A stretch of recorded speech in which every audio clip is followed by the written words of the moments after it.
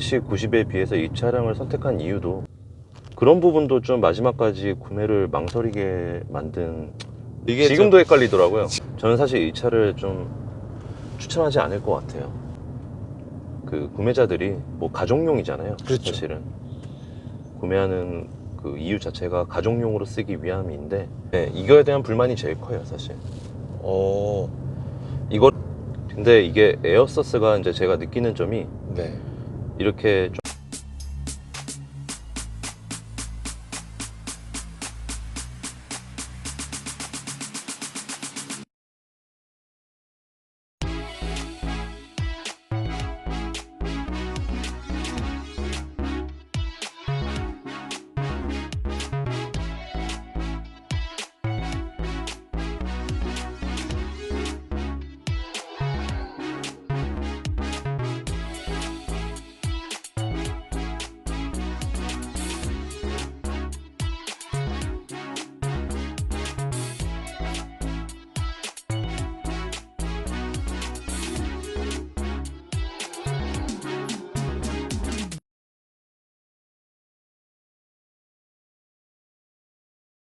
클릭해 주셔서 감사합니다. 오늘 소개될 차량은 BMW 차량이고요. 자, 일단 차주님 만나서 굉장히 반갑습니다. 안녕하세요. 네, 안녕하세요. 반갑습니다. 네, 반갑습니다. 네, 자기소개죠. 그냥 나이랑 사시는 지역만 말씀하셔도 됩니다. 42살이고요.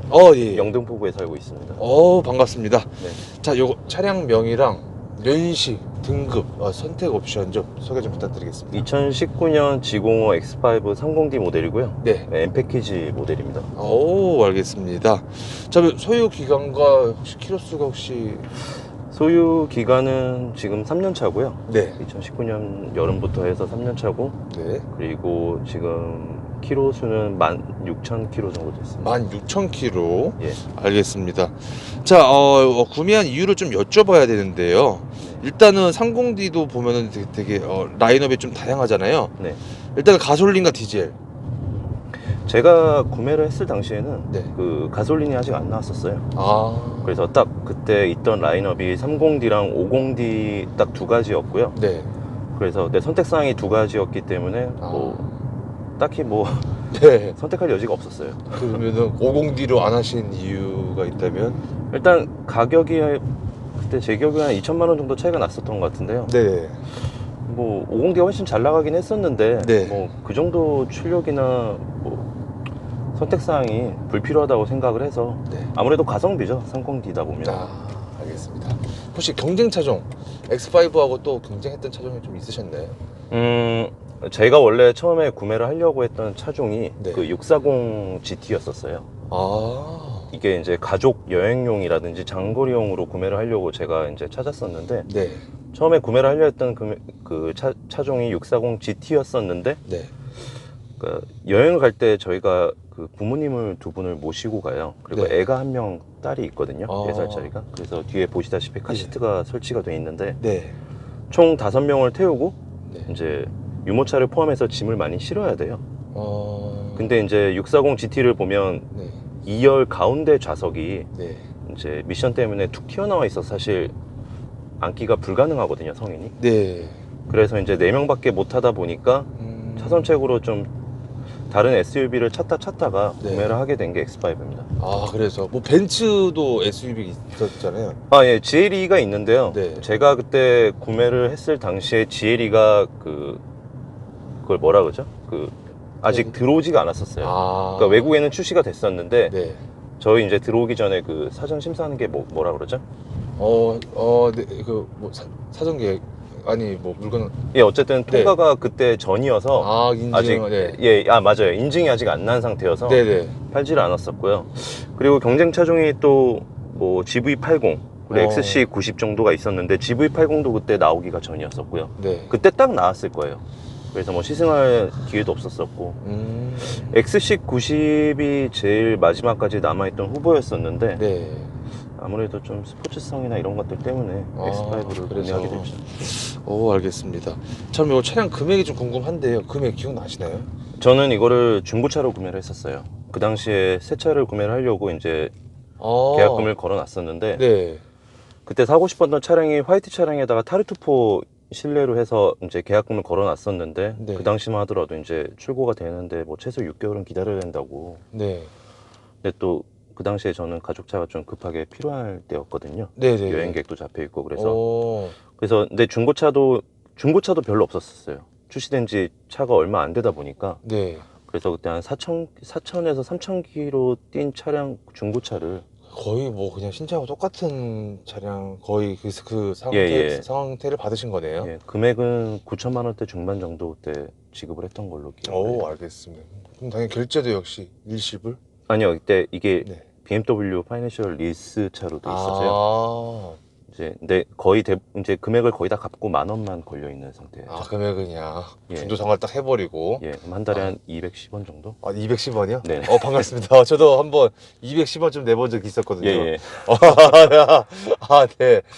네, 선택사항이 없었어요. 이게 리스 딱 차량이라서 네. 그냥 받고 나서 바로 이제 중간 상환을 하는 선택밖에 없었어요. 그렇구나. 그러면 새롭게 60개월로 하시고, 네네. 이제 한 달치는 내고, 그 다음 달에 바로 중도상환 예, 해가지고, 다 이렇게 해서 월 리스료가 210원. 네. 그리고 취등록세 또 안 내시잖아요. 그렇죠? 네, 안 되죠. 그게 또 장점이 좀 있었다. 재산도 안 잡히고요. 알겠습니다. 자, 그러면 이거 보험료가 좀 궁금한데요. 제가 지금 사고는 낸 적이 없는데요. 네. 41살에 지금 딸이 있고 뭐 네. 블랙박스 이런 거 다 옵션을 해서 네. 저 혼자 와이프는 넣지를 않았어요. 큰 차를 어. 주행하는 거를 좀 버거워해서 네. 저 혼자 주행하는 걸로 해서 들어간 금액이 55만 원 정도로 나오고 있어요. 그러니까 예, 처음에 낸 금액이 70만 원 정도인데요. 네. 이제 키로수가 운행한 수가 적다 보니까 네. 나중에 환급 받는 금액을 빼고 나니까 55만 원 정도 나오더라고요. 오, 알겠습니다. 자, 이거 연료에 대한 질문인데 디젤이잖아요. 네. 가득 넣는 비용? 만땅 비용이죠. 사실 지금까지 만땅을 넣어본 적이 없어요. 끝까지 쓰고 끝까지 이제 쓰고 하는 게 이제 연료 필터에 별로 안 좋다고 해서 네. 조금씩 남겨놓고 했는데 제 생각에는 한 16만 원 정도, 15만 원 안팎으로 나올 것 같아요. 디젤인데 15만 원 안팎으로. 예. 오, 알겠습니다. 그러면은 트립상 주행 가는 거리가 분명 나오잖아요. 네. 그 다음 주유소까지 몇 킬로 더 주행할 수 있다라는. 거의 풀로 채우면 1000km라고 보시면 될 것 같아요. 오, 1000km. 네. 가장 잘 나왔을 때 1000km인 거예요? 이게 이제 트립이 잡히는 게 네. 이게 에코 모드로 많이 주행을 하다가 이제 풀로 채우면 네. 한 1010, 1020 뭐 이 정도까지 나올 때가 있고요. 오. 스포츠 모드로 주행을 많이 해서 이제 메모리가 된 상태에서 네. 그 다음에 풀로 채우면 뭐 950이 나올 때도 950. 있고요. 오. 예. 그 정도면 어떻게 개인적으로 좀 만족하시는 편이신가요? 굉장히 만족해요. 지금 네. 또 집에 있는 데일리로 쓰는 차가 티구안 2015년식인데요. 예. 그 차보다도 연비가 오히려 더 좋아요.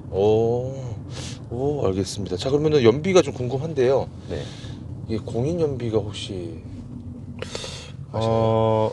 공인 연비는 제가 어, 잘 찾아보지 않아서 모르겠고요. 그러면 진짜 타보니까 연비가 한 어느 정도 되시는 것 같으신지. 연비를 굳이 신경 쓰고 타는 편이 아니고 그쵸. 좀 쏘는 편인데도 네. 그래도 10에서 11 10에서 예. 11 정도. 거기서 왔다 갔다 하네요. 되게 왔다 갔다. 혹시 고속에서 발끝 신공했을 때는 몇 정도까지 나오신 적 아시나요? 그때 그렇게 보진 않아서 거기까지는 잘 모르겠어요. 거기까지는. 근데 항상 평균이 네. 이거를 잘 타시는 분들은 뭐 13, 14 이렇게 찍히신 분들도 많고요. 그러니까 저는 그냥 신경 쓰지 않고 타는 편인데도 항상 보면 네. 10 초반대로 찍혀 있더라고요. 10초반대. 네. 한 달 유지비가 좀 궁금한데요. 사실 3년에 16,000km 정도면 사실 그렇게 많은 키로수는 아닌 거잖아요. 네, 그렇죠. 그래서 한 달 유지비 한 어느 정도 나가시는 편이신지. 거의 나간 게 사실 지금까지 쓴 돈은 뭐 유류비랑 보험비밖에 없고요. 아까 말씀드린 네. 보험비 그 정도 나가고 유류비, 주유비. 유류비 뭐 주유비야 뭐 아까 말씀드린 뭐 리터당 그 정도로 계산해서 보시면 될 것 같고요.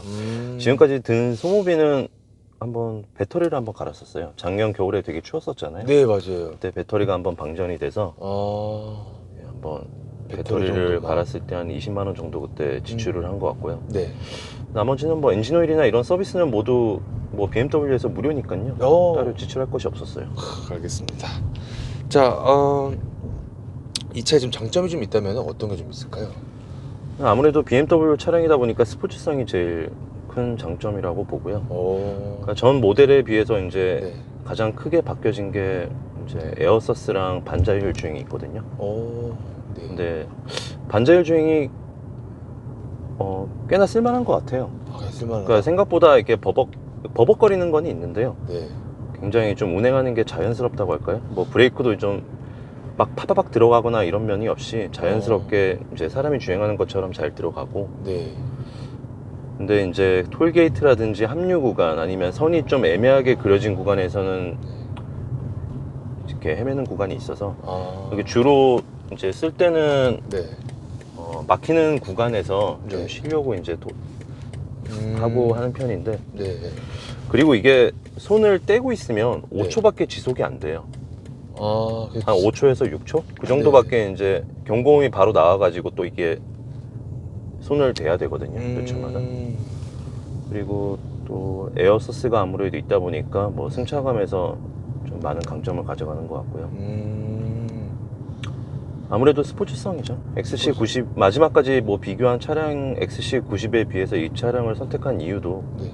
아무래도 좀 뭐 스포츠성이 있다 보니까 답답하지 않게 주행할 수 있는 그런 장점. 스포츠성이라고 한다면은 뭐 어떤 일단은 네. 뭐 답답하지 않아요. 초반부터 이제 차량을 주행하는 이제 저 RPM부터 토크가 네. 쏟아져 나오기 시작하니까 네. 운전하기가 너무 편하고요. 그리고 뭐 어느 구간 이게 스포츠 모드로 했을 때는요. 네. 이렇게 변속을 하면서 이제 앞으로 가속을 할 때 옛날 뭐 이제 BMW 뭐 고성능 차량들처럼 이렇게 탁탁 쳐주는 맛이 좀 있어요. 변속을 할 때요. 그 미션 변속도 굉장히 경쾌하고요. 네. 그리고 아무래도 이 차가 뭐 한 2톤 정도 되는 차량이잖아요. 네. 근데 중량이 거의 잘 느껴지질 않아요. 이게 부피는 어쩔 수 없이 느껴질 수 있는데 네. 중량이 거의 느껴지지 않을 만큼 굉장히 좀 경쾌하게 움직이는 편이에요. 운전하기도 쉽고 그리고 뭐 운전하는 데 있어서 스트레스도 안 받을 정도로 스트레스가 없을 정도로 굉장히 경쾌한 움직임. 경쾌한 움직임. 네. 알겠습니다. 그 정도 장점은? 네. 반대로 단점이 좀 있다면? 단점은 일단 제일 크게 느끼는 단점이 네. 2열이 리클라이닝이 안 돼요. 뒤에 보시다 보면 네. 이게 각이 별로 편한 각이 아니거든요. 약간 좀 서 있다는. 좀 서 있어요. 그러니까 이 차량을 구매할 때 가장 마지막까지 좀 망설이게 만든 부분인데요. 이게 사실 가족 여행용으로 구매를 한 차다 보니까 네. 2열이 사실 편해야 되잖아요. 그렇죠. XC90 같은 경우는 제가 그때 시승을 했었을 때 네. 리클라인이 어느 정도 됐었어요. 그리고 각도가 좀 뒤로 눕혀지다 보니까 네. 좀 편한 맛이 있었는데 이 차는 각도도 날카로운 편인데 리클라이닝도 안 돼요. 근데 지금 30D 이제 X라인 라인업에서 네. 그 3열로 나오는 모델이 또 있어요. 네. 그 X5에서 그 모델은 2열이 또 리클라이닝이 돼요. 개선이 된 거죠, 그러면? 개선이 됐다기보다 뭐 이게 아무래도 3열이 있으니까 2열에 리클라이닝을 네. 넣을 수 있는 그런 옵션이 있었겠죠. 아, 이게 이거를 예전에 한번 포럼에서 제가 보니까 네. 뒤에 이게 구조물 때문에 리클라이닝을 못 넣었다고 뭐 얘기를 하는 것 같더라고요. 그래서 일단은 리클라이닝을 못 하는 게 제일 좀 불편하고요. 네. 뭐 예를 들어 서울에서 속초까지 가는 거리 정도는 모르겠는데 네. 뭐 남해나 이런 쪽까지 뭐 한 2시간, 3시간이 넘어가면 네. 뒤에 탄 와이프는 좀 불편하다고 얘기를 많이 해요. 아, 사모님께서는? 예. 그렇구나. 뭐 GV80 같은 경우는 뒤에 타보면 거의 눕다시피 되잖아요. 네. 이런 거 타보면 뭐하러 이런 차를 아, 1억 주고 샀냐 뭐 이런 얘기가 나올 정도로 사실 굉장히 좀 불편한 감이 있고요. 네. 그리고 음향 시스템이 네. 차의 가격에 비해서 네. 좀 굉장히 별로예요. 아, 진짜 그러다. 우측으로 가시면 됩니다. 네. 아. 이게 하만카돈 스테레오라고 붙어 있는데 예. 이게 음질을 막상 들어보시면 거의 뭐 그냥 껍데기만 하만카돈을 붙여놓은 게 아닐까라는 생각이 들 정도로 음악 들었을 때 약간 좀. 예, 제가 뭐 음악을 듣는 걸 좋아하는데 네. 뭐 이렇게 음질에 대해서 뭐 이렇게 잘 알지는 못해요. 어. 근데 제가 이게 BMW가 지금 하나, 둘, 4대째거든요. 네. 예전에 한번 잠깐 몰았던 차가 그 F10 M5 모델을 잠깐 몰았었는데 네. 그때 뱅앤올룹슨 스테레오가 들어가 있었어요. 네. 그때 앞에 트위터도 앞에 좀 튀어나오는 게 달려 있었고 어. 그 차는 음량이 되게 좋았었는데 네. 이 차는 그때랑 비교해보면 정말 형편없을 정도로 안 좋은 것 같아요. 어. XC90 같은 경우에는 바우어 앤 윈킬슨가? 뭐 네. 그런 스테레오가 달려있는 걸로 알고 있는데 네. 그 차가 정말 음악 듣기 좋다고 좀 정평이 나 있거든요. 네. 그래서 그것도 그런 부분도 좀 마지막까지 구매를 망설이게 만든 뭐 이유인 것 같아요. 아. 그래서 2열의 각도 조절이 안 되고 네. 각도가 서 있어서 좀 불편한 그런 것이랑 네. 그리고 스테레오 스테레오. 그리고 X라인 같은 경우는 옆에 네. 스태퍼가 있는지 모르겠는데 네. M 패키지는 옆에 스태퍼가 없어서 아. 키 작은 여성들이 이제 올라타서 탑승을 할 때 좀 힘들어요. 아이도 혼자 타는 것도 거의 힘들고요. 네. 그렇다 보니까 오, 정말 차주님만 알 수 있는 정보. 오. 이게 에어서스가 있어서 밑으로 내릴 수는 있거든요. 네. 그래서 이제 그때 내려주면 어느 정도 폭이 내려지긴 하는데 네. 뭐 정말 이렇게 편하다 할 정도로 뭐 체감이 크진 않아요. 한 어. 2, 3cm 정도인 것 같은데 네. 그렇게 크진 않아서 네. 좀 불편한 감이 있습니다. 오, 알겠습니다. 그 정도라고 생각하면 될까요, 단점은? 네. 그래서 중간중간에 좀 생각나시면 편하게 좀 말씀을 좀 부탁을 좀 드리고요. 네. 자, 이 차 디자인은 좀 어떻게 생각하시는지 일단 외형부터. 네. 외형은 정말 마음에 들어요. 아, 정말 마음에 든다. 굉장히 스포티하고 네. 또 뭐 남성적이고요. 그렇죠. 잘 나온 것 같아요. 전 모델보다도 더 이뻐 보여요. 아, 실내는요? 뭐 실내가 굉장히 고급스러운 느낌은 아닌데요. 그래도 뭐 이 정도면 굉장히 준수하다고 볼 수 있는 것 같아요. 준수하다. 저는 개인적으로 저는 마음에 들어요. 알겠습니다. 자, 이 차의 시트 포지션. 시트 포지션이 굉장히 뭐 다른 BMW 차량도 그렇겠지만 네. 뭐 여러 가지 각도로 좀 조절이 되는 게 있어서 네. 등도 약간 좀 부풀어 오는 기능도 있고 굉장히 편한데요. 네. 뭐 개인적으로 느끼기에 좀 제가 좀 앞으로 많이 당겨서 운전을 하는 편이에요. 아, 네. 예, 좀 팔을 많이 굽혀서 이제 딱 붙어서 이제 운전을 하는 편인데 네. 이게 앞으로 가는 게 좀 많이 붙질 않더라고요. 그래서 핸들을 좀 뒤로 당겨서 네. 이렇게 하는 편이고요. 전체적인 운전 시트는 굉장히 마음에 들어요. 굉장히 편합니다. 굉장히 편하다. 네. 핸들의 그립감. 그립감은 항상 BMW 네. 뭐 M 패키지가 그렇듯이 M 굉장히 네. 뭐 스티어링 휠이 그렇듯이 굉장히 두껍고요. 네. 손에 잘 맞습니다. 근데 알겠습니다. 좀 아쉬운 부분은 네. 예전에 그 M 패키지에 들어가는 그 M 스티어링 휠을 보면 이게 굉장히 좀 얄쌍하게 생겼다 그럴까요? 이게 네. 날카롭게 생겼거든요. 네. 근데 지금은 되게 뚱뚱해졌어요, 가운데가. 어. 이런 뭐 반자율 중이라든지 여러 가지 버튼이 좀 들어가다 보니까 그런 것 같은데 네. 여기가 좀 날카롭고 좀 날렵하지가 않고 좀 전체적으로 좀 가운데 부분이 뚱뚱해진 것 같아서 보기에는 좀 더 못생겨진 것 같아요. 보기에는.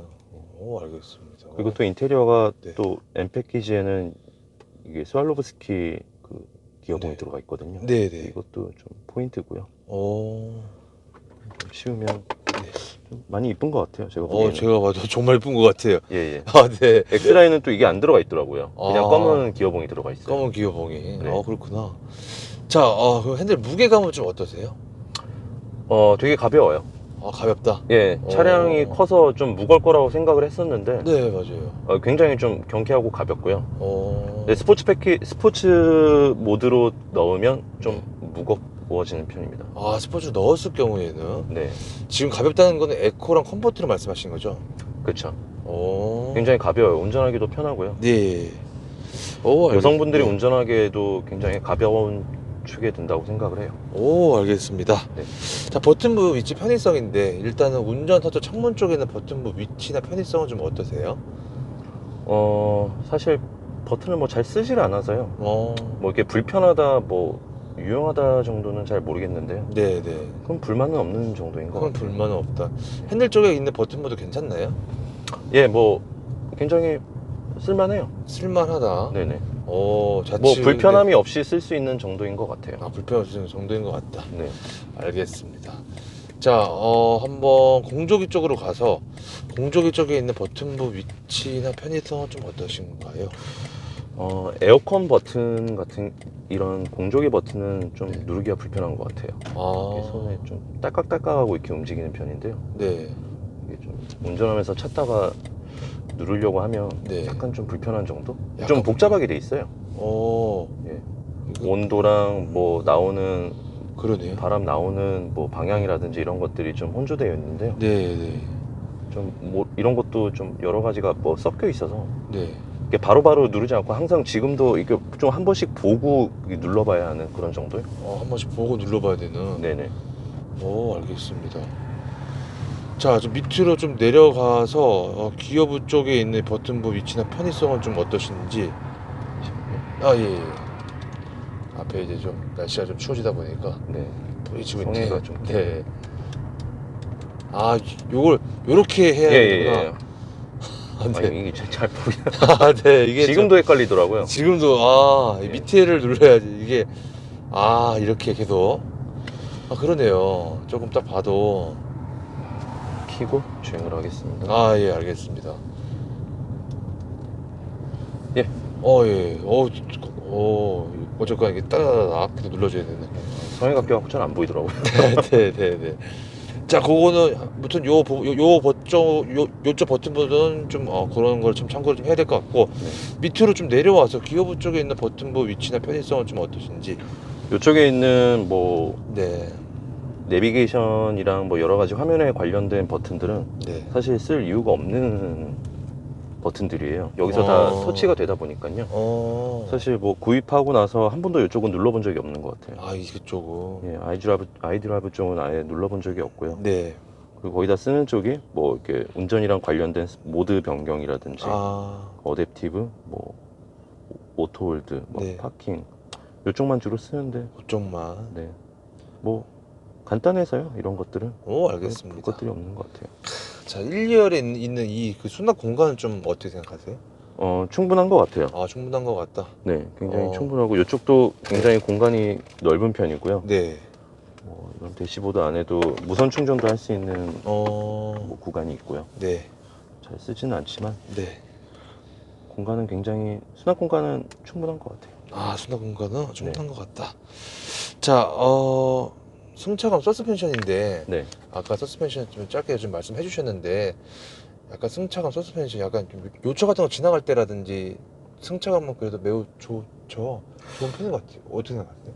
예, 좀 놀랐던 게 네. 승차감이 정말 만족스러울 정도로 좋아요. 특히나 이제 범퍼를 넘어갈 때나 네. 뭐 요철을 지나갈 때는 네.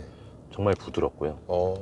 이 SUV 특유의 약간 낭창낭창한 그런 느낌은 어쩔 수가 없는 것 같아요. 이게 에어서스라서 더 심한 건지 그런 것까지는 제가 잘 모르겠지만 그런 측면은 있는데 뭐 범퍼를 넘어갈 때나 뭐 주행을 하는 도중에는 뭐 굉장히 좀 편안하고요. 멀미도 안 나고요. 근데 이게 에어서스가 이제 제가 느끼는 점이 네. 이렇게 좀 평평한 길을 가다가 갑자기 안 좋은 도로가 나오거나 네. 뭐 한쪽에 좀 푹 파인 뭐 도로가 갑자기 나올 때는 예. 갑자기 땅 하고 때리는 느낌이 나요. 이게 좀 미세 조정이 잘 안 되는 건지 네. 뭐 그런 측면인 것 같은데요. 네. 이게 고속으로 달리지 않고 뭐 저속으로 달릴 때만 하더라도 뭐 갑자기 요 앞에 뭐 불규칙하게 갑자기 파인 데가 나온다거나 그러면 네. 갑자기 뭐 땅 때리듯이 이게 뭐지? 뭐 이런 느낌이 들 정도로 미세 조정이나 이런 거는 좀 잘 안 되는 것 같습니다. 근데 네. 보통 이런 뭐 방지턱을 넘어갈 때나 일상 주행에서는 더할 나위 없이 편하고요. 정말로 승차감이 좋아요. 알겠습니다. 자, 가속력인데요. 가속력에 대해서 좀 말씀을 좀 해주신다면. 뭐 이게 어떻게 보면 X5 중에서 가장 낮은 엔진 중에서는 가장 낮은 엔진이잖아요. 네. 근데 뭐 정말 충분할 만큼 토크나 힘을 내고 있어요. 충분한 만큼. 예, 이제 가속을 내려고 이제 엑셀링을 하면 네. 거의 뭐 목이 한번 그래도 뒤로 뒤처질 정도까지는 네. 힘을 내주고요. 사실 이게 패밀리 차량에서는 네. 뭐 동감을 모두들 하시겠지만 사실 가족을 모두 태우고 장거리를 갈 때는 네. 엑셀링을 할 구간이 사실 많이 없어요. 항상 가족끼리 어디 갈 때는 항상 막히는 구간이고 항상 막히는 시간이기 때문에 네. 뭐 50D든 뭘 사든 간에 어쨌든 이런 거를 즐길 수 있는 구간은 항상 정해져 있다고 생각을 하거든요. 물론 뭐 X5 차량을 제가 뭐 개인적으로 밤에 뭐 데리고 나와서 개인용으로 쓴다거나 네. 한적한 도로를 달릴 때도 뭐 달리는 용도로 쓰시는 분도 있겠지만 네. 가정용으로 쓰시는 분들은 사실 이 차를 뭐 가지고 움직일 때는 항상 좀 뭔가 막힌 구간이고 엑셀링을 하기에는 좀 제한된 구간일 거란 말이에요. 제가 네. 봤을 때는 그래요. 그렇기 때문에 30D로도 굉장히 충분한 가속력을 즐길 수 있다고 생각을 합니다. 알겠습니다. 여기 제로비 혹시 몇 초인지 혹시 아시나요? 6초대 중반 정도인 걸로 알고 있어요. 저쪽 아주 중반. 네. 자, 그러면 이 꿈속에서 네. 혹시 최고 속도 몇 가지 밟아보신 적이 좀 있으신지? 한 200 정도까지는 밟아봤어요. 200 정도. 그러면 200 정도 밟았을 때 차량 안정감은 어떠셨어요? 굉장히 안정적이에요. 굉장히 안정적이었다. 예, 차량 자체는 굉장히 안정적인데 네. 그래도 좀 차고가 높아서 그런지 네. 아까 말씀드린 약간 낭창낭창한 그런 느낌은 있죠. 느낌이 있다는 거. 아무래도 차량이 뭐 바닥에 달라붙어서 가는 그런 차량은 아니니까요. 제동력은 어때요, 그러면? 뭐 제동력도 충분해요. 충분하다. 네네. 아무래도 M 패키지라서 이게 캘리퍼가 더 큰 게 들어가 있는 건지까지는 잘 모르겠는데요. 네. 뭐 굉장히 잘 서는 편입니다. 코너링. 코너링도 쫀쫀한 편이에요. 쫀쫀한 편이다. 예. 일상 주행을 했었을 때 네. 제가 처음에 이제 이 차를 받아서 느꼈던 점이 차가 스포츠성이 굉장히 좋네라고 느꼈거든요. 왜냐면 뭐 30D 싱글 터보임에도 뭐 고개가 좀 뒤로 젖혀질 정도도 되고 가속력이 네. 그리고 이제 스포츠 모드로 할 때 보면 미션도 좀 경쾌하다 보니까 네. 이게 와인딩 같은 거를 띄워도 좀 쓸만하겠다라는 생각이 들었었는데 한번 혼자 타보니까 이게 와인딩을 하면 또 잽싸진 않더라고요. 막상 또 이제 와인딩을 돌아가면 이제 가속력이라든지 순간 가속력이라든지 뭐 이렇게 미션 반응이 좀 그래도 많이 굼떠지는 편이에요. 근데 일상 주행에서는 뭐 거의 스트레스 안 받고 굉장히 경쾌하게 운전할 수 있어서요. 예, 굉장히 만족합니다. 이야, 사실. 정말 말씀을 너무 잘하시는, 정말 느낀 점을 팍팍 시원하게 말씀 너무 잘해주셔서 감사합니다. 알겠습니다. 기어비 변속 타이밍인데, 네. 기어비 변속 타이밍이 좀 어떠신 것 같으세요? 뭐 매우 빠르죠? 즉각. 예, 뭐 ZF 미션이다 보니까요. 네. 누구나 뭐 얘기하시다시피 네. 굉장히 빠르고요. 네. 뭐 전혀 스트레스 안 받는 정도? 스트레스 안 받는 정도. 네네. 알겠습니다. 자, 엔진은 배기음인데, 네. 엔진은 약간 디젤이다 보니까 이거 디젤 소리가 또 많이 나는 거 아니야? 라고 또 그렇게 생각하시는 분도 좀 계시잖아요. 네네. 차주님 생각은 좀 어떠신지? 아무래도 디젤이다 보니까 네. 뭐 휘발유랑 비교하는 거는 좀 그래도 무리가 있고요. 네. 근데 디젤차 치고는 정말 뭐 정숙하고 조용하고 네. 뭐 진동도 거의 없는 편이에요. 예, 와. 그러니까 저희 장모님 같은 경우에는 처음에 이 차를 타고 네. 이 차가 디젤인지 모르셨어요. 처음에 6개월간은. 그래서 제가 이제 주유소에서 디젤을 넣는 걸 보고 이 차 디젤이냐고 물어보시더라고요. 그만큼 이제 뭐 네. 진동도 없고 소음이 좀 적다 보니까. 네. 근데 밖에서 유리창을 내리면 뭐 달달거리는 소리가 좀 들리긴 하거든요. 근데 방음이 워낙 좋다 보니까 네네. 안에서는 좀 그런 걸 느끼기가 힘들고요. 네. 아무래도 이게 제가 알기로는 이게 직렬 6기통으로 알고 있어요. 그래서 네. 직렬이 아무래도 V6 엔진보다 네. 구조적인 면에서 좀 진동이라든지 이런 이점이 있는 걸로 알고 있습니다. 근데 또 디젤은 나중에 좀 키로수가 쌓여봐야지 또 아는 건데 네. 좀 한 5만 킬로 정도는 또 타봐야지 알겠죠. 알겠습니다. 어찌됐든 간에 지금으로서는 매우 그렇다는 거. 네. 자, 실내 사이즈인데 뒷자리에 이제 등받이 각도 외에는 뭐 레그룸이나 뭐 이런 천장 높이는 좀 어떠시게 생각하시는지. 형님 뭐 태워보신 적 있으시잖아요. 네. 네. 항상 5명이서 태우고 운전을 많이 여행을 가는 편이어서요. 네. 일단은 그 머리 윗공간이 네. 좀 많이 만족스러워요. 윗공간. 머리 윗공간이 굉장히 높고요. 네. 그리고 이게 위에 이제 천장이 모두 보이다 보니까 네. 파노라마 선루프가 있어가지고 위에 개방감까지 더해지다 보니까 네. 머리 위가 굉장히 좀 시원한 느낌? 640 GT 같은 경우에는 네. 이제 뒤에 2열 착석감이 정말로 좋았었어요. 어. 처음에 제가 구매를 하려고 했었을 때 네. 뒷좌석에 타보면 리클라인도 되고 어. 640이 그리고 7시리즈 기반으로 2열이 만들어진 걸로 알고 있거든요. 네. 그러다 보니까 승차감이 정말 뒤에 타기만 해도 정말 좋더라고요. 어. 각도도 좋고 네. 이런 시트에 앉았을 때의 풍성함이라 그럴까요? 네네. 그 몸을 받쳐주는 느낌이 너무 좋았었는데 네. 이 X5는 솔직히 그 정도는 안 되고요. 리클라인도 안 되고 각도도 안 되다 보니까 불편한 감이 있긴 한데 네. 단지 640이나 이런 다른 차량보다 좋은 거는 이게 머리 윗공간. 머리 윗공간. 네, 머리 윗공간이 굉장히 좀 넓다 보니까 답답하지가 않고 네. 그리고 2열을 보시면 막상 이게 타보시면 살짝 포지션이 높아요. 어. 그러다 보니까 앞에 1열을 약간 위에서 바라보는 느낌이랄까? 어. 다들 그런 얘기를 하더라고요. 그러다 보니까 앞에가 좀 약간 위에서 아래로 보는 어. 느낌이라서 네. 더 답답한 면이 상쇄되는 것 같아요. 그렇구나. 오. 레그룸도 뭐 굉장히 뭐 넓은 편이고요. 네네. 뭐 제가 치수까지 뭐 얘기할 수 있는 정도는 아니지만 네. 다들 뭐 불편함은 없는 정도예요. 알겠습니다. 자, 트렁크 사이즈도 만족하시는지? 네, 굉장히 만족합니다. 어. 보통 여행 갈 때 네. 뭐 저희 부모님까지 모시고 가다 보면 네.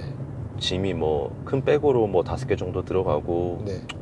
뭐 유모차까지 실어야 되잖아요. 네. 아기가 있는 아빠들은. 근데 뭐 무리 없이 다 들어가요. 무리 없이. 네. 골프백이 몇 개 들어가는지 정도는 제가 골프를 치지 않아서 모르겠는데요. 네. 뭐 굉장히 넉넉하게 들어갑니다. 넉넉하게. 네. 이것도 2열 폴딩이 되죠. 네, 폴딩이 되죠. 폴딩을 하면 또 그 리터가 또 늘어날 거고요. 네. 그리고 밑에 나중에 보시면 아시겠지만 네. 그 트렁크 밑에 바닥을 열 수가 있어요, 위로. 그것도 가스식으로 돼 있어가지고 네. 이제 쭉 올리면 쭉 올라가는데요. 네. 그 안에도 또 공간이 있습니다. 그래서 뭐 음식이라든 뭐 냄새나는 음식 뭐 포장이라든지 아니면 뭐 좀 민감한 물건을 좀 뭐 납작한 물건을 고정시켜야 될 때는 그 밑에다 주로 넣는 편이에요. 밑에다가 네. 제가 그거는 한번 사진으로 좀 남겨보도록 하고. 자, 그러면 이거 폴딩 했을 때 차박. 차박 캠핑하는 걸 별로 좋아하지 않아서 차박은 잘 모르겠습니다. 차박까지는. 네. 알겠습니다. 근데 차박하시는 네. 분들 많더라고요. 그래요? 네, 카페 같은 데서 보면 네. 이거 가지고 가서 뭐 혼자 차박하시는 분들도 많고 아이들과 뭐 캠핑 도구 가져가서 차박하시는 분들도 제가 몇 번 봤어요. 그렇구나. 되게 만족하시는 것 같더라고요. 일단 가능하다는 거. 네. 자, 일단 차량 관련해서 좀 많은 얘기를 나눠봤는데요. 지금 와서 좀 종합적으로 봤을 때 좀 후회되시는 부분이 좀 있으신지, 뭐 예를 들어서 차량 가격 대비 차량 선택이나 아니면 뭐 색상이나 등급이나 옵션. 그 당시에 제가 뭐 할 수 네. 있었던 옵션 중에서는 뭐 네. 어떻게 할 수 있는 뭐 그때 나온 제가 아까도 말씀드렸다시피 네. 그때 나온 차량의 옵션이 30D랑 50D가 전부였기 때문에 그렇죠. 네. 일단은 고를 수 있는 게 없었었고요. 네. 좀 아쉬운 점이 그 당시에 그 하이브리드 차량이 나왔었으면 아마 하이브리드 차량을 골랐었을 것 같아요. 그렇구나. 45E라고 하나요? 네, 그때, 452. 네, 플러그인 모델로 나오는 게 있고 네. 그리고 40D 모델이 또 있는 걸로 알고 있거든요. 네네. 지금은 40D 모델이 조그만 모터를 넣어서 나오는 걸로 알고 있는데요. 네. 아마 제가 그때 그 모델 두 가지가 있었으면 아마 두 가지 모델 중 하나를 고르지 않았을까. 그 정도가 있다. 플러그인 모델이 좀 굉장히 탐나고요. 물론. 그렇죠. 알겠습니다. 자, 뭐 보증기간 내외 수리하신 게 따로 있으신가요? 보증 기간 동안에는 아까 말씀드렸다시피 그 배터리 한번 간 게 다 배터리 있고요. 한번? 예, 제 돈으로 그때 AGM 배터리로 갈아서 좀 돈을 더 줬고요. 네. 그리고 물론 무상이긴 한데 네. 리콜이 한 번 있었어요. 네. 배기가스 그 재순환 장치에서 네. 쿨러가 무슨 이슈가 있다고 해서요. 네. 한 달 전쯤에 입고를 해서 엔진 오일이랑 같이 수리를 했었습니다. 무상으로. 무상으로? 네. 자, 메인터너스 정비성인데요. BMW 서비스 센터에서 혹시 어떻게 생각하시는지? 네.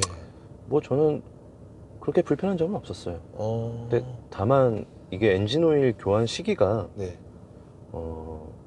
거의 지금 제가 봤을 때 1년 반에서 1년 반 혹은 15,000km에 한 번 정도로 이게 뜨더라고요. 그래서 이게 엔진 오일에 대한 말이 많잖아요. 그렇죠. 뭐 10,000km마다 한 번씩은 해줘야 된다. 1년에 한 번씩은 해줘야 된다. 네. 뭐 아니면 뭐 차를 사고 나서 한 번은 뭐 3,000km 안에 한 번 해줘야 된다. 여러 말이 있는데 네. 저는 그냥 표준 나온 대로 따르는 편이에요. 근데 이게 제 느낌상은 네. 이제 한 1년이 넘어가면 네. 좀 미션이 퉁퉁 튀는 느낌이 있긴 하더라고요. 어. 엔진 오일을 갈고 나서 또 그런 느낌이 없어지긴 했었어요. 초반에 출발해서 갈 때 미션이 좀 이렇게 변속이 되면서 탁탁 튄다고 할까요? 네. 그런 느낌이 있었고요. 좀 그런 느낌을 받을 때마다 이거 자비로 해서 만 킬로에 한 번이라도 내가 좀 해줘야 되나라는 생각이 들었는데 네. 운행 거리도 짧다 하니까 아직 제 사비를 주고 갈진 않았습니다. 알겠습니다. 좀 운행 거리가 좀 길면은 좀 사비로라도 좀 가는 게 좀 낫겠죠. 네, 카페나 이런 데 보면 네. 중간에 한 번쯤은 이제 다른 샵에서 네. 자비로 한 번씩 가시는 분들이 꽤나 있더라고요. 알겠습니다. 자, 이 차에 뭐 고질병이 따로 있나요? 뭐 고질병은 따로 없었고요. 제가 네. 이 차를 구매를 했었을 때 네. 좀 고장이라고 할까요? 네. 그 핸드폰 블루투스 연결이 네. 제 연결을 한번 세팅을 해놓으면 네. 한 며칠에 한 번씩은 끊어지더라고요. 아. 이게 한번 끊어지면 네. 이게 연결이 되다가 또 끊어졌다 또 끊어졌다가 이런 게 반복이 돼요. 그래서 제가 처음에 차를 사와서 집으로 가져오는 날 그랬어요. 그래서 이제 랩이랑 음악을 들으려고 네. 블루투스를 연결을 해놨는데 네. 집으로 오는 와중에 갑자기 끊어지더라고요. 그러더니 네. 또 연결이 됐다 끊어지고 연결이 됐다 끊어지고. 네. 근데 이런 거를 한번 리셋을 하고 나면 또 괜찮아지는데 네. 이게 또 몇 주 쓰다 보면 또 끊어지고 이래서 나중에 서비스 센터로 한번 물어봤었는데 네, 궁금해요. 프로그래밍 업데이트를 그 당시에는 안 됐었고요. 네. 한 몇 달 지나서 새로 나왔을 때 그걸 하면 이제 그런 증상이 없어질 거라고 얘기를 네. 하시더라고요. 네. 근데 이것 때문에 프로그래밍 업데이트 때문에 따로 뭐 샵을 들리거나 뭐 센터에 들리기가 좀 귀찮아서 네. 한참 기다리다가 저는 엔진 오일을 갈 때 한 달 전쯤에 그때 업데이트를 했었어요, 같이. 그래서 업데이트를 진행하고 나니까 다시 뭐 그런 현상은 없었어요. 그런 상황. 네. 알겠습니다. 잡소리나 풍절음. 뭐 굉장히 조용해요. 굉장히 중요한 것 같아요. 네. 디젤 차라서 좀 더 뭐 이런 외부 소음 단절에 좀 신경을 쓴 건지는 모르겠는데 네. 굉장히 좀 조용한 편이에요. 딱히 뭐 거슬리는 소리나 소음은 안 난다. 네, 소음은 좀 없는 편입니다. 자, 이 차 사기 전에 커뮤니티 많이 보셨나요? 자주 보는 편은 아니에요. 자주 보는 편은 아니었다. 네. 사실 제가 네. SUV를 뭐 차를 좋아하는 편은 아니었고 네. 가족용 때문에 산 거라서 그런지 네. 이게 잘 찾아보지 않게 되더라고요. 네. 이게 가끔 네. 뭐 여러 가지 좀 이슈가 있나 뭐 시간 날 때 보긴 하는데요. 궁금해. 뭐 2차 관련 뭐 X5 관련해서 뭐가 큰 문제다라는 글은 본 적이 없어요. 그냥 자잘자잘한 뭐 이런 그 내부 이게 뭐라 그러죠? 저 데이라이트. 예, 데일라이트가 앰비언트 라이트. 예, 앰비언트 라이트가 네. 중간에 뭐 깨진 부분이 있다던가 아니면 프로그램이 뭐 잘 안 된다던가 네. 뭐 이런 간단한 문제들은 제가 본 적이 있는데요. 뭐 뭐 큰 고질병이라고 해서 본 글은 없는 것 같아요. 알겠습니다. 이 차를 사시고 나서의 주위 반응. 뭐 없었어요. 잘. 혹시 에피소드 있었나요? 에피소드라고 하기에는 이제 아무래도 가족용이라고 네. 이제 와이프한테 얘기를 하고 네. 이게 아무래도 1억 가까이 하는 차다 보니까 네. 와이프 허락이 중요하잖아요. 그렇죠. 그래서 이제 가족용 차가 있어야 된다. 네. 승차감도 좋고 2열도 편하고 그리고 그리고 스포츠성이 있기 때문에 나도 운전을 즐길 수 있는 차라서 네. 구매를 해야 되겠다라고 구매를 했는데 네. 어느 날 몇 달 전에 스타필드에 한번 들려서 네. 이제 그 현대 부스가 있더라고요. 네. 거기 보니까 GV80이 전시되어 있었는데 네. 그 차 보니까 이제 X5보다는 가격이 미치잖아요. 네. 8천만 원 뭐 거기서 왔다 갔다 하는 걸로 알고 있는데 네. 그 차 2열을 딱 타보고 뒤에 리클라이닝을 해보니까 네. 거의 눕다시피 뒤로 되는 거예요. 어. 와이프가 왜 이 차를 샀냐고. 그러니까 심지어 GV70만 하더라도 네. 2열이 굉장히 편해요. 아무래도 이제 각도가 제일 크다 보니까 느껴지는 네. 부분이. 어. 그러다 보니까 좀 의문점을 갖는 게 있더라고요. 그런 에피소드가 네. 그래서 점점점점 그때 당시에는 없었는데. 예, 그래서 네. 이제 이런 주행 성능을 중요시해서 이제 가족용으로 사시는 분들이라면 네. 설득을 잘 하셔야 될 것 같아요. 설득 잘해야 될 것 같다. 네. 운전이 네. 재밌으면 네. 장거리도 충분히 할 수 있기 때문에 네. 그런 측면이 중요하다는 식으로 얘기를 하시는 게 어떨까? 그렇게 오, 생각을 알겠습니다. 자, 이 차량에 대해 궁금하신 분들이 분명 많을 텐데 사실 X5 하면 진짜 뭐 대표적인 인기 차종이잖아요. 네. 꼭 알아야 될 점이 좀 있다면 어떤 게 좀 있을까요? 이것만큼은 꼭 알아야 돼. 타시면서. 아까 말씀드린 부분 같아요. 어떤 거? 이 차의 장점이라고 하면 아무래도 네. 뭐 축하십니다. 네. 네, 스포츠성이 제일 중요하고요. 아, 스포츠성. 네. 네. 그다음에 뭐 주행했을 때 뭐라 그러죠? 주행감이 좋다고 할까요? 이게 SUV를 고를 때 아무래도 고민하시는 게 경쟁 차종이 너무 많잖아요. 그렇죠. 뭐 GLE도 있고 XC90도 네. 있고 특히나 요즘에는 현대 뭐 GV80도 있고 여러 가지 차종이 있는데 네. 그 중에서 뭐 제일 어떤 측면을 중요시하는 거에 따라서 틀린 것 같아요.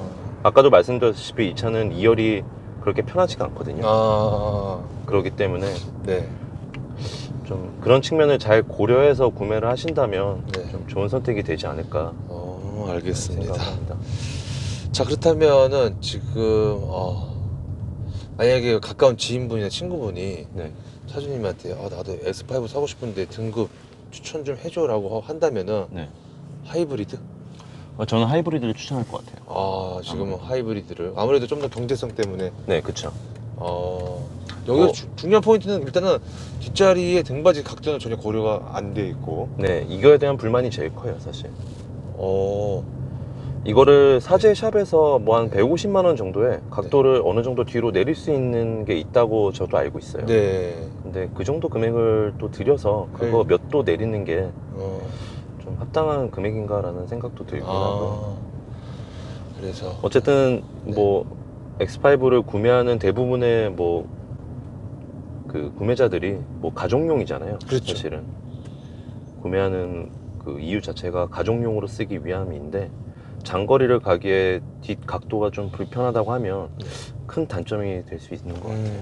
알겠습니다. 그리고 어쨌거나 이제 가까운 친구분이 나도 사고 싶은데 등급 뭘로 사야 돼? 뭐 가솔린, 디젤 뭐 많잖아. 그러면은 일단은 하이브리드를. 네, 하이브리드를 제일 처음으로 추천할 것 같고요. 그 다음에 네. 30D. 그 다음에 30D. 네. 가솔린은 없다는 거. 가솔린이랑 똑같은 뭐 질감을 낸다고는 보기 힘들겠지만 네. 뭐 거의 불만이 없는 정도라서요, 사실. 디젤만 해도. 네, 소음도 거의 없고요. 네. 그리고 스포츠 모드로 놓으면 이게 그 진짜 사운드는 아니고 여기서 나오는 가짜 소리 같긴 한데요. 네. 가짜 소리로 알고 있어요. 그런 사운드에서 나온 소리인데 뭐 사운드도 굉장히 들어줄만 해요. 뭐 스포츠 모드에서도. 알겠습니다. 자, 만약에 이런 경우에는 추천하지 않는다라고 한다면 너 그런 경험 나 추천 못할 것 같아 한다면 어떤 게 있을까요? 있나요? 네. 저처럼 네. 이제 배우자가 뒷좌석에 주로 타고 아이와 함께 이제 장거리 여행을 많이 하시는 분이라면 네. 저는 사실 이 차를 좀 추천하지 않을 것 같아요. 아무래도 아까 말씀드린 뒷자리 각도 때문에 네. 뭐 2시간이나 3시간 이상 갔을 때는 아이 같은 경우에는 상관이 없는데 어른들은 좀 불편한 감이 확실히 있거든요. 그래서 장거리 다른 뭐 GV80이나 GV 뭐 70, XC90 이런 차량들을 보면 리클라이닝도 되고요. 네. 좀 각도가 굉장히 편하기 때문에 네. 뭐 아무리 주행감이 편해도 네. 각도가 불편하면 뭐 아무리 장거리로 갔을 때 불편한 감이 있을 수밖에 없거든요. 네. 그렇기 때문에 비추드리고요. 네. 다만 이제 배우자분이 1열에 앉고 네. 뒤에는 아기만 앉는 경우, 아이들만 앉는 경우라면 네. 좀 추천을 드리고 싶습니다. 알겠습니다. 네. 이야, 네. 자, 이 차의 매력 한 줄로 좀 말씀을 좀 해주신다면.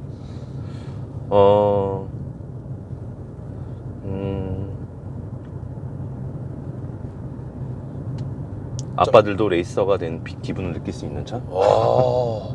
그쵸. 네. 알겠습니다. 네. 그래서 굳이 점수를 좀 매기자면 5점 만점에 혹시 몇 점을 주실 것 같으신지? 한 4.3점 정도로 줄 것 같아요. 4.3점이요? 네. 마이너스 0.7점은? 아무래도 4.5점을 주고 싶은데요. 네. 아무래도 뒷좌석 그 리클라이닝이나 각도 때문에 그게 제일 좀 더 깎았습니다. 네. 그 부분만 좀 해결되면 좀 더. 네, 그 부분만 해결이 되면 정말 완벽에 가까운 SUV라고 봐도 될 것 같아요. 알겠습니다. 자, 만약에 현재 기준에서 다시 산다면 지금 제가 만약에 다시 구매를 한다고 하면 네. 그래도 X5를 살 것 같은데. 아, 그래도 X5. 네, 다만 모델은 바뀔 것 같아요. 하이브리드. 하이브리드 아니면 네. 그 아까 말씀드린 그 3열로 나오는 X5를 사지 않을까. 아, 3열로 나오는. 네, 3열로 사서 2열을 리클라이닝을 할 수가 있으니까요. 오, 알겠습니다. 정말 X5의 매력을 제가 지금 느끼고 있습니다. 자, 제 공지전 질문 다 끝났고요. 혹시 뭐 차량 관련돼서 뭔가 좀 빠졌거나 더 하실 말씀이 좀 있으신지? 더 붙일 말은 없는 것 같아요. 근데 정말 차에 대해서 정말 빠삭하게 좀 말씀해 주셔서 너무 감사합니다. 네, 이해가 쏙쏙쏙 잘 들어왔습니다. 감사합니다. 네, 감사합니다. 예, 뭐가 또 빠지셨다고 이제 말씀하셔가지고요. 네네. 그리고 아까 제가 말씀드리고 싶은 부분이 네. 여기 보시면 컴포트 모드랑 스포츠 모드랑 에코 모드 세 가지가 있어요. 네. 그리고 어댑티브 모드라고 있는데 어댑티브 모드 같은 경우에는 네. 차량이 자동으로 뭐 이 도로 컨디션이나 여러 가지 지도를 보고 좀 스포츠 모드나 뭐 어디서는 에코 모드나 이렇게 자동으로 맞춰서 가는 네. 오토 모드고요. 네. 스포츠나 컴포트나 에코 모드의 차이점을 좀 몇 번 설명드리고 싶은데 네. 에코 모드에서는 아무래도 탄력 주행으로 가게 돼요. 그래서 이제 에코 모드를 타다 보면 네. 제가 느끼는 점이 벤츠차 질감이랑 굉장히 비슷해요. 저희 장모님 차가 벤츠를 네. 타고 계신데요. 이 에코 모드로 가다 보면 딱 그 차량을 이제 반박자 느린 엑셀링도 그렇고요. 여러 가지 좀 돌아가는 질감 자체가 굉장히 좀 벤츠의 그것이랑 많이 비슷해요. 벤츠 그거. 네, 그래서 이제 에코 모드로 가게 되면 네. 이제 운전을 하시다 보면 느끼겠지만 이제 탄력 주행으로 기본적으로 가게 되고요. 네. 그리고 스포츠 모드 같은 경우에는 네. 뭐 일단은 스티어링이 좀 딱딱해지는 편이고 네. 그 에어서스도 한 2cm 정도 내려가는 걸로 알고 있어요, 자동으로. 그리고 하체도 좀 서스도 좀 단단해지고 네. 또 여기서 가상의 좀 사운드가 나와요. 그 스포츠 배기음이 네. 이제 여기서 스테레오에서 나오기 때문에 네. 좀 귀도 즐거운 편이고요. 네. 보통은 컴포트 모드로 중간으로 달리고 있는 중입니다. 알겠습니다. 네. 끝? 네, 끝입니다. 감사합니다. 네. 네.